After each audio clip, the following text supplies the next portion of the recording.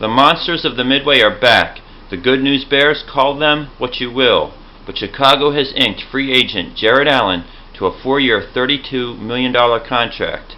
This is a great signing by the Bears because not only do they replace the departing Julius Peppers, who left to sign a deal with the Green Bay Packers, the division rival, but it restores some balance back in that defensive division, the black and blue division.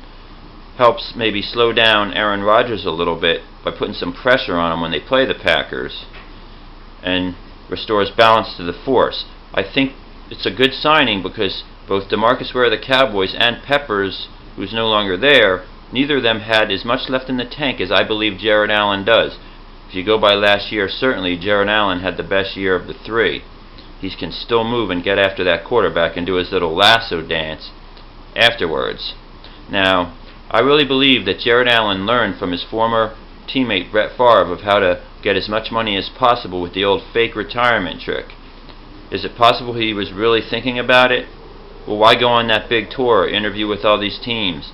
I think that when a few years ago the Vikings lost to the New Orleans Saints in the NFC Championship game, he learned the Brett Favre technique. Favre, of course, basically stated that he was retired. Jared Allen was in that contingency of Vikings who flew down to Hattiesburg, Mississippi to supposedly convince their buddy to come back for one more last shot at glory. And Favre didn't want to do it, apparently. When he finally comes back up, ESPN shamelessly follows him around with a helicopter, following his limousine.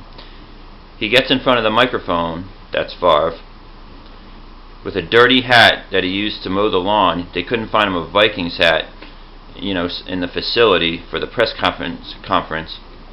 And Favre, conjugates or fabricates a little story about his daughter asking, "Daddy, can you win me another Super Bowl?" Well, his daughter wasn't even born, or maybe was a little baby in 1996 when he won his first Super Bowl. And I'm sure she wouldn't have minded Daddy being home. So, you got Jared Allen just watching and learning from the master of how to squeeze as much money out of a team as you possibly can. He goes on a tour, gets a nice offer from the Seattle Seahawks, passes it up, and just waits. I don't begrudge him this strategy because the NFL players really make a lot of money for those owners, and they have a limited opportunity to get their piece of the pie. They're going to have expensive medical bills when they're done playing from the beating that they take. So more power to him. It was a good strategy. The old fake retirement. Good job, Jared Allen. $32 million over 4 years. You get some revenge possibly against the Vikings, who didn't re-sign you or probably offer you as much money.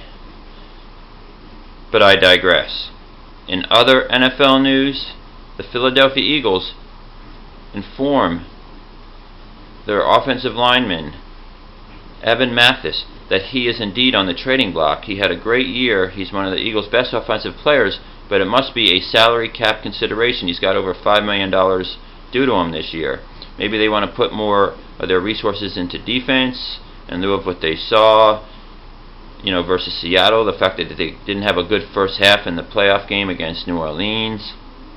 They need to maybe stop the other team a little bit more.